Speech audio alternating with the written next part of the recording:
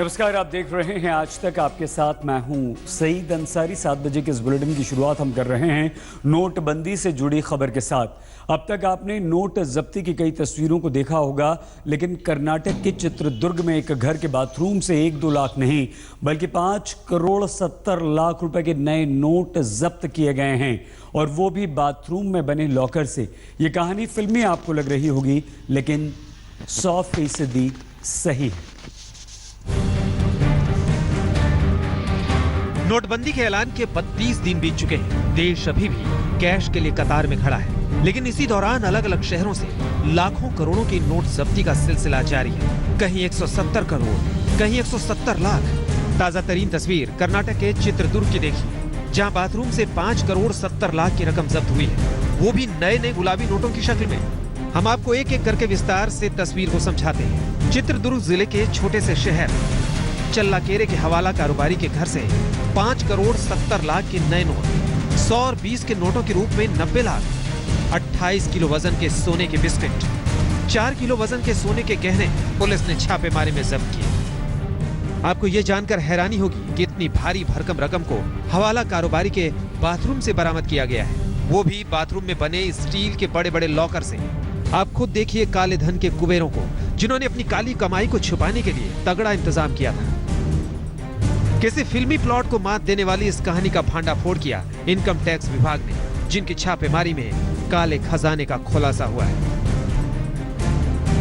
चित्रदुर्ग से रोहिणी स्वामी के साथ आज तक ब्यूरो। नोटबंदी के ऐलान का 1 महीने से भी ज्यादा का समय गुजर चुका है, लेकिन अभी भी इसकी वजह से जिंदगियों का जाना जारी है। पटना में एटीएम के लुटेरों ने वहां के गार्ड की ही हत्या कर दी। बिहार के हाजीपुर में 68 साल की बुजुर्ग महिला अपनी पेंशन के लिए बैंक के चक्कर काट रही थी, लेकिन आखिरकार घर में उनकी मौत हो गई। संभल में किसानों ने नोटबंदी के खिलाफ प्रदर्शन किया। सुबह 6 बजे से आया मैम, लाइन में ही खड़े हैं। और बीमार हूँ हम। पैसे के लिए बहुत किल्लत हो रही है, पैसे नहीं है। 8 नवंबर 2016 की रात्रि को 12 बजे से 500 रुपए और 1000 रुपए के करेंसी नोट लीगल टेंडर नहीं रहेंगे।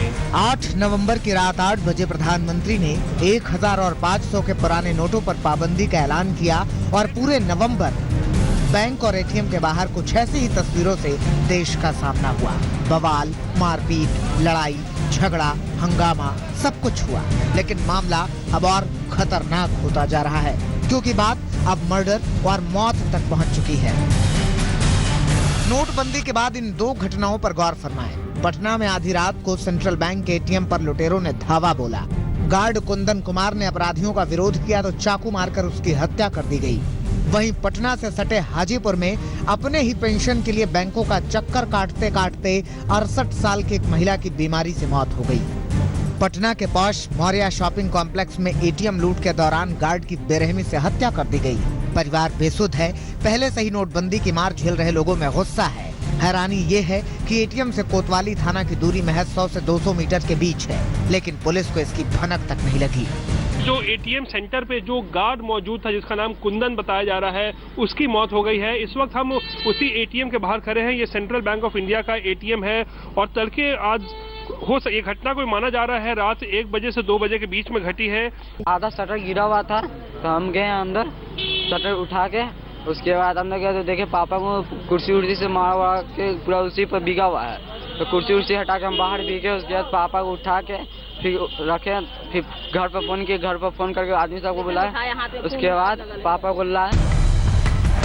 68 साल की रामपरी देवी पिछले कई दिनों से अपने पेंशन के पैसों के निकालने के लिए बैंक का चक्कर काट रही थी, लेकिन पैसा तो नहीं निकला, दूसरी दुनिया का टिकट जरूर कट गया। परिवार का आरोप है कि नोटबंदी की वजह से बैंक वाले वृद्धावस्था पेंशन का पूरा पैसा नहीं दे रहे थे। बीमारी की हालत में इसी दौड़ धूप में बीमार रामपरी देवी ने दम तोड़ दिया। माँ का तबीयत बहुत खराब था, इसलिए हम गए पेंशन लाने के लिए बैंक में, तो बोले कि इसे पैसा अभी नहीं मिलेगा। 2-3 बार गए, उसके बाद माँ को भी लेके गए, तो फिर भी मतलब पैसा नहीं दिए। आंध्र प्रदेश के नेल्लोर शहर में एटीएम के बाहर इंतजार कर रहे सैकड़ों लोगों में बैंक में घुसने को लेकर ऐसी भगदड़ मची कि कई महिलाएं मौत के मुंह में जाने से बाल बाल बची। पैसा नहीं मिला सो अलग।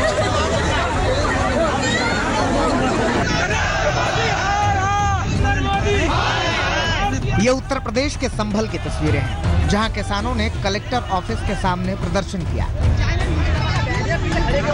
उन्होंने मुरादाबाद आगरा नेशनल हाईवे 93 पर जाम भी लगाया। उनका कहना है कि नोटबंदी की वजह से पैसे के अभाव में गेहूं की बुआई नहीं हो पा रही। आरोपों के मुताबिक बैंक कर्मचारी सेटिंग कर दबंगों को कैश दे रहे हैं, जबकि उन्हें 500 रुपए भी नहीं मिल रहा। नोटबंदी के 32 दिन हो चुके हैं, लेकिन कैश की किल्लत बरकरार है।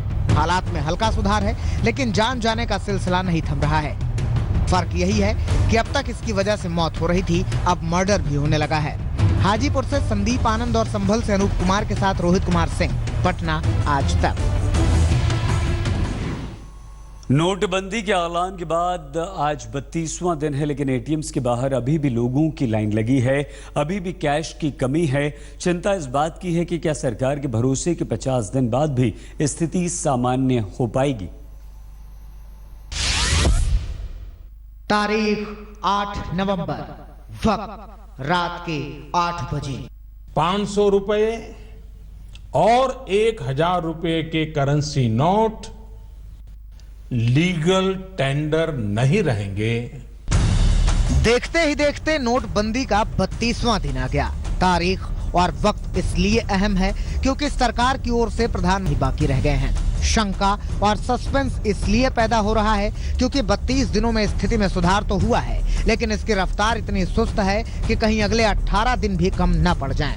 आज तो बैंक बंद ही रहा। रविवार और सोमवार को भी बैंक बंद है, यानी लगातार 3 दिन बैंक बंदी। आप खुद अंदाजा लगा लें कि आम जनता जो कैश की किल्लत से जूझ रही है, उसका क्या हाल होने वाला है। क्या सिर्फ एटीएम के आसरे उनकी जेब में पैसा आ पाएगा? पहले दिल्ली का हाल देख लीजिए, जहां लोग घंटों से पैसों के लिए इस एटीएम से उस एटीएम की ठोकरें खा रहे हैं।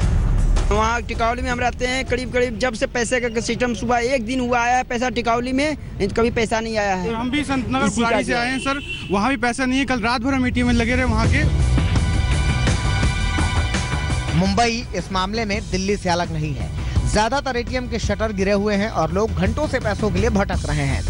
यहाँ पे IDBI बैंक है, उसका एटीएम है। ICICI बैंक है, उसका एटीएम है। यहाँ पे बगल में एक्सिस बैंक है, उसका एटीएम है, और भी बैंक है। लेकिन यहाँ के कोई भी एटीएम में पैसा नहीं है। अभी सुबह से ट्राई करो एटीएम के लिए, अभी तक एक 6-7 एटीएम तो मैं घूम चुका हूँ, सब जगह बंद है। लखनऊ भी दूजा नहीं, कहने के लिए नवाबों का शहर है, लेकिन कैश की किल्लत यहाँ भी है। बैंक बंद है और अधिकतर एटीएम में ताले लटक रहे हैं। जो खुले हैं वहाँ लोगों की लंबी कतारें हैं। भटक रहे हैं, कहीं कैसे ही नहीं मिल रहा। 2-3 दिन बैंक बंद है, बड़ा दिक्कत हो रही है। तो अभी हमें आवश्यकता थी कि बच्चों की फीस भी जमा करनी, तो नहीं मिली सर। कहाँ मिली है? आपके सामने एटीएम भी है। मत पब्लिक को परेशानी हो ही रही है रोज की रोज। नोटबंदी के बाद अलग अलग शहरों से आई इन तस्वीरों को देखने के बाद फिर से वही सवाल कि आखिर देश कैसे मान ले कि 18 दिन बाद सब कुछ सामान्य हो जाएगा।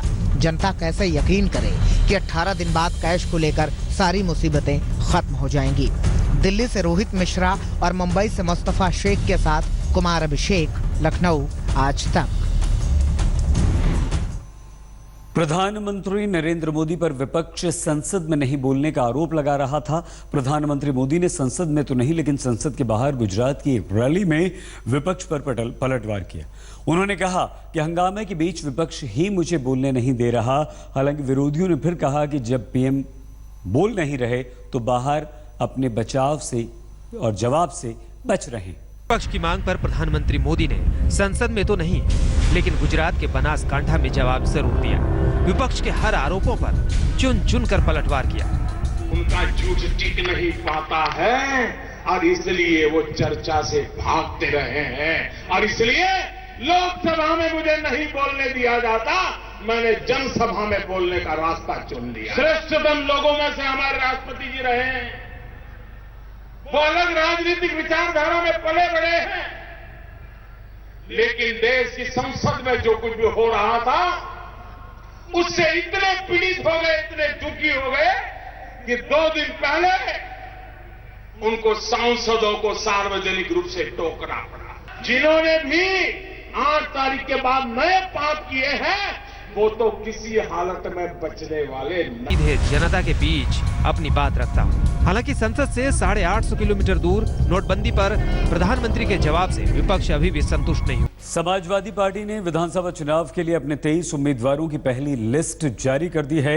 इस सूची में सबसे विशेष बात यह है कि कई बाहुबलियों को भी समाजवादी पार्टी के टिकट मिले हैं। अतीक अहमद कानपुर कैंट से दिया गया है। आज अखिलेश समर्थकों का पत्ता साफ है, ऐसा लग रहा है। हत्या के आरोपी अतीक अहमद, सिबकातुल्ला अंसारी मोहम्मदाबाद से, ये दूसरा बाहुबली मुख्तार अंसारी के बड़े भाई हैं। सिबकातुल्ला जिन्हें टिकट दे दिया गया है। अखिलेश ने काफ़ी विरोध अंसारी की पार्टी का किया था, वो शामिल भी नहीं करना चाहते थे अपने साथ। 34 नंबर सवार अब्दुल्ला आजम, ये रामपुर में अब्दुल्ला आजम होंगे सवार। कानपुर हाजी परवेज के स्थान पर हो गए अतीक अहमद।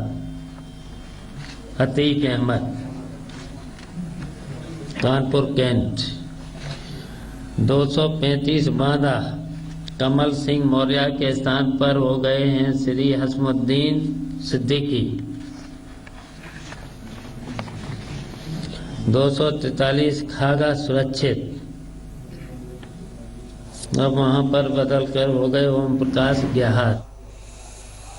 उत्तर भारत में सर्दी का सितम जारी है। पहाड़ों पर हुई बर्फबारी की वजह से मैदानी इलाकों में शीतलहर का कहर दिख रहा है। पहाड़ों पर ठंड की वजह से पानी जमना शुरू हो गया है।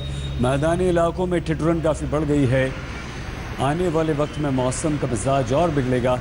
दिल्ली में पारा 11 डिग्री तक गिर चुका है। मैदानी इलाकों में इस समय उत्तर प्रदेश और बिहार में सर्दी का सबसे ज़्यादा सितम है। लखनऊ में न्यूनतम तापमान 10 डिग्री से भी नीचे चला गया। बीते 48 घंटों में बर्फीली हवाओं और ठंड की वजह से उत्तर प्रदेश में 16 लोगों की मौत हो चुकी है। सबसे ज़्यादा 10 मौतें अकेले कानपुर में हुई हैं। इसके अलावा बरेली में 1, रायबरेली और इलाहाबाद में 2, अम्बेडकर नगर में 1 व्यक्ति की ठंड की वजह से सर्दी लगने से मौत हुई। हम होते हैं बस कुछ ही पलों में हाजिर। आप बने रहिए हमारे साथ और देखते रहिए आज तक।